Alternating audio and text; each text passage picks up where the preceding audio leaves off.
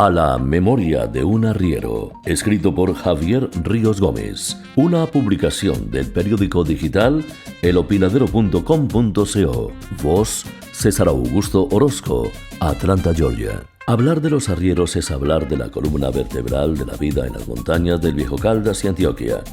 Ellos no solo movieron cargas, movieron sueños, impulsaron economías locales y llevaron noticias que mantenían unidas a comunidades enteras. Su oficio duro y digno fue en su tiempo el motor que conectaba pueblos completos, mucho antes de que el asfalto y los motores se apropiaran de los caminos. La arriería en Colombia empezó a tomar forma con la llegada de los españoles cuando introdujeron mulas, caballos y burros, donde el transporte dependía casi exclusivamente de los ríos o de la fuerza humana. Para el siglo XVII, pueblos como Honda y Mariquita ya eran centros de distribución importantes hacia las cordilleras. Desde allí partían rutas agrestes que se internaban en las montañas. Por esos caminos caminaban indígenas sometidos y esclavos africanos, cargando mercancías bajo el dominio colonial, mientras criollos y colonos iban organizando las recuas y perfeccionando los arreos, dando origen a un oficio que con el tiempo se volvería símbolo de identidad regional. Las recuas o muladas, como muchos las llamaban, eran caravanas de bestias cargadas hasta donde daba la capacidad. Desde Antioquia bajaban telas finas, aguardiente, hierro, clavos, herramientas, y desde el Viejo Caldas subían café recién tostado, panela, plátano, cacao, madera y toda clase de productos de la tierra. No había viaje en vano. Si se llevaba carga, se traía carga. Era un sistema de doble vía que mantenía activa la economía y aseguraba que las bestias nunca caminaran vacías. El arriero se vestía práctico, pero con un estilo único. El sombrero de palma o de fieltro lo protegía del sol y de la lluvia. La camisa de algodón y el pañuelo rabo de gallo no podían faltar. Los pantalones ajustados, la ruana para el frío de la madrugada, el poncho para la lluvia y las alpargatas resistentes completaban su atuendo. Pero su alma se guardaba en el carriel, ese pequeño bolso de cuero donde llevaba desde agujas y navajas hasta fósforos, una vela de cebo, dinero, documentos y uno que otro recuerdo que lo acompañaba viaje tras viaje. El tapapinche, una especie de delantal grueso, le protegía la ropa mientras cargaba y acomodaba las mulas. Y todo ello se complementaba con aperos elaborados por manos expertas, cinchas, pecheras, retrancas, monturas y jáquimas que aseguraban las cargas para que no se perdieran por los abismos del camino. Y es que esos caminos no eran cualquier cosa. Los caminos de herradura, abiertos primero por indígenas y luego ampliados por la colonización antioqueña en el siglo XIX, eran senderos angostos, empedrados en algunos tramos, con puentes de madera que crujían al paso de las bestias y con montañas que parecían tragarse la neblina. Los derrumbes, las crecientes repentinas de los ríos y hasta los asaltos de bandoleros eran peligros constantes.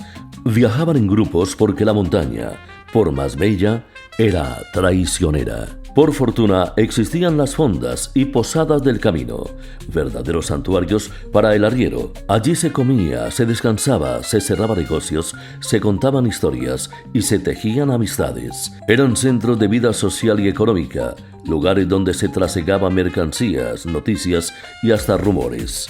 En esas ventas de camino el arriero se volvía comunicador, noticiero y amigo de todos. Su palabra era ley y su presencia era siempre bienvenida. Además de comerciante, el arriero fue mensajero y custodio de valores, antes de que existiera un servicio de correos eficiente o un banco en cada pueblo.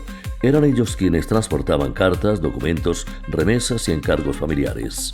En su carguel viajaba la confianza de toda una región.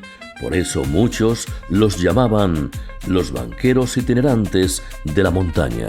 Con el paso del tiempo y la llegada de carreteras y ferrocarriles en el siglo XX, la arriería perdió protagonismo. Sin embargo, en municipios apartados todavía se mantiene viva casi como un acto de resistencia cultural. Y en la memoria de nuestros pueblos sigue ardiendo fuerte gracias a las historias, a la música, a los festivales y a personajes que se dedicaron a mantener viva esa tradición.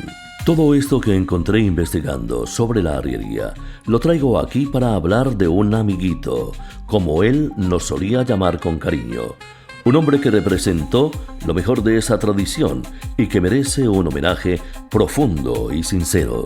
Me refiero a don Luis Ángel Hincapié Cardona, un arriero de verdad de los de antes. Nacido en Belén de Umbría en 1915, vivió en Pueblo Rico y en Pereira. Además de arriero, fue concejal y presidente del Consejo Municipal de Pueblo Rico, padre de 12 hijos, entre ellos el recordado periodista risaraldense Óscar Hincapié Velázquez. A sus 81 años, cuando muchos ya descansan, él aún trabajaba como mensajero en la Tesorería Municipal de Pereira. Se decía incluso que era uno de los empleados públicos de mayor edad en el país. Y ahí, en los descansos del trabajo, nos relataba sus viajes como arriero de las primeras décadas del siglo XX, cuando se iba de Pueblo Rico, que en ese entonces pertenecía a Caldas, hasta Medellín, llevando productos y trayendo mercancías, cuentos y encargos. Sus historias eran tan vivas que uno podía sentir el olor del café recién molido, el sonido de las mulas pisando piedras y la neblina mojándole la cara. Sus memorias estaban llenas de noches enteras en posadas, de trochas difíciles, de personajes que se encontraba por el camino y de anécdotas que él contaba con un talento natural para la narración. Ese talento lo llevó al programa Contando Historias del Banco de la República, donde dejó grabado un pedazo invaluable de nuestra cultura. También fue escritor, poeta y un ser humano excepcional. Decía, con una firmeza tranquila, que el trabajo le daba salud y quizás por eso vivió tanto y tan lúcido. No se puede hablar de arriería en Caldas sin mencionar el nombre de don Luis Ángel Hincapié Cardona. Está escrito en la memoria de la región, en las voces de quien lo escucharon y en la historia misma de nuestras montañas. Recordarlo es honrar a todos esos hombres que con su recua, su carriel y su palabra construyeron la Colombia cafetera y montañosa. Porque este país se hizo paso a paso, carga a carga, carta tras carta, moneda tras moneda, por caminos abiertos a punta de machete, sudor y valentía. Y entre todos ellos fue uno de los más grandes. A la memoria de un arriero, escrito por Javier Ríos Gómez, una publicación del periódico digital elopinadero.com.co.